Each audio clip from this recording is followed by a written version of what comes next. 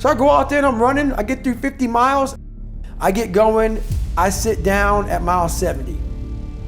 And buddy, I hadn't sat down yet. I sit down and everything falls the fuck apart. Literally, man, I'm like peeing blood down my leg.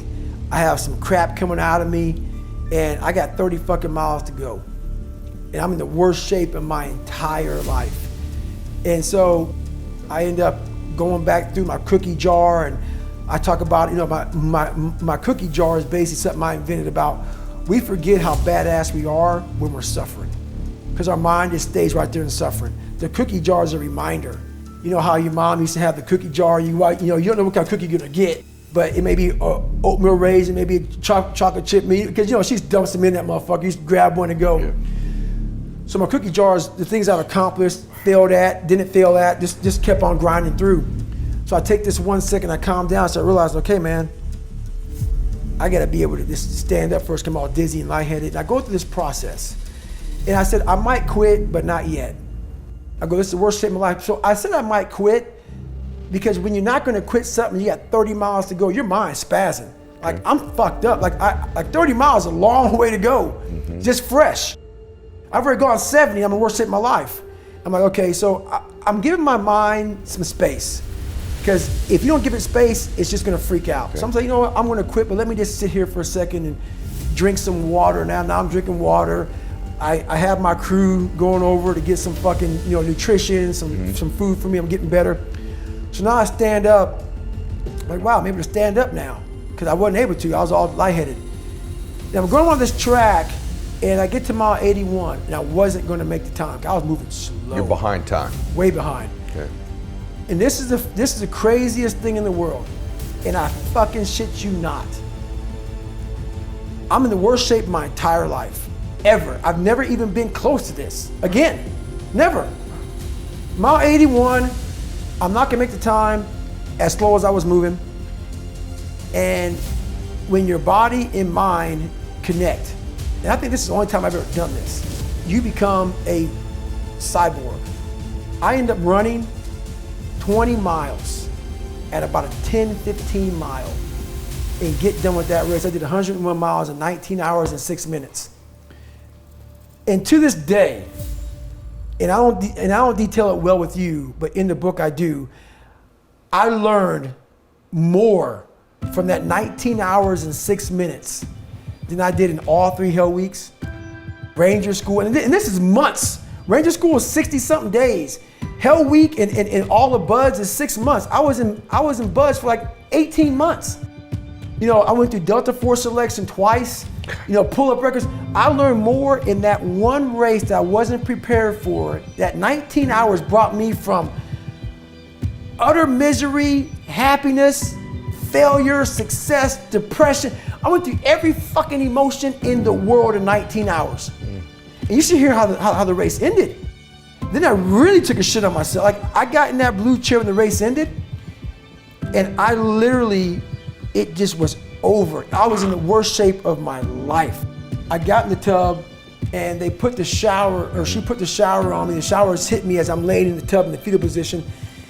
And what came out of me looked like dirt as I'm peeing. It's not even blood. This is dark brown dirt.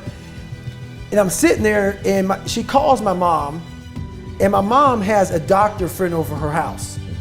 And this guy's one of the best doctors in the country. And he's like, you need to get him to the doctor now. No. So what I'm about to tell you is gonna fuck you up. So I'm sitting there, and I think I'm gonna die. And worst shape of my life. And I'm in this tub, and I'm jackhammering, and I have this hot water hitting me, and I'm literally in the worst pain. My shins, my feet, I'm broken. And I'm just sitting, I'm cramping up. And she said, we gotta get you to the doctor. Your mom's worried, I'm worried about, we've never seen this before in my life.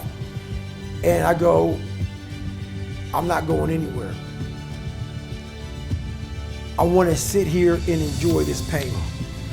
And I know the listeners hearing this are gonna say, man, you're a fucking nut. No, I'm not. What I got a chance to experience in that 19 hours and 6 minutes of my life was something I didn't want any painkillers. This was proof positive. What I was feeling is what I just did. I did something without training, without coaching, without a cheering staff, without any knowledge. I took a raw human being with no training whatsoever, put him out in a condition, and just through this alone, got through it. And I sat there and I was like, it was the best feeling I've ever had and will ever have in my entire, I was in the worst pain in my life. It was the best feeling I ever had in my life. Not because of the pain I was in, but the pain was confirmation of, my God, did I just do that? Wow. And I had completed hell weeks, but that right there was like, don't take this from me, man. And it was confirmation, proof positive that this young kid that came from shit, that wasn't shit, that lied and cheated I was now the truth. I was now the truth. I was a Navy SEAL. I went through Army Ranger School as honor man. I went through all this shit. I was truth. I became truth. Pain is temporary. It may last for a minute, or an hour, or a day, or even a year. But eventually, it will subside, and something else will take its place. If I quit, however, it will last forever. Listen to me, I'm telling you as I leave.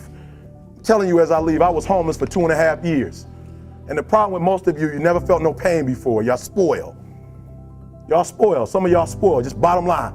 Your parents have done everything for you. You never had to do nothing for yourself. You're spoiled. We're gonna keep it real tonight. Some of you are spoiled brats. Every time you ever got in trouble, somebody in your house got you out of it. Every time you've done something you're not supposed to do, people say, Eric, your mother's a tyrant. You're right. She kicked me out. You're right. She's mean, but she developed a man because she put me out there and said, you're gonna have to grow up. And some of you have never learned to grow up. And so every time something get hard, you quit, you call mama. I dare you to take a little pain. I dare you. I dare you not to go home. Somebody said, I don't go home, I feel bad. Go through it. You ain't gonna die. At the end of pain is success. You're not gonna die because you're feeling a little pain.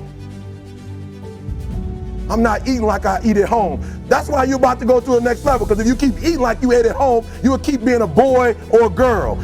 It's time to become man, woman. So don't worry about a little pain. My greatest asset is I was homeless, so I can't feel a whole lot of pain. I've already been alone. There's not a whole lot of hurt I can feel on a little paper, on a little test. So I leave you, listen to me. We have gotten to a point where it's midterms and we're moving forward. The days of you getting money, I'm not saying we quitting, but I'm saying the day has got to go from external to internal. You have to give it everything you got. No more TV, no more parties, no more playing. If you don't have a 4.0, what you need to be doing is studying. Get off the phone. I'm sorry, I'm not available until the end of this year. No, I'm for real. You reached the right number, but you called me at the wrong time.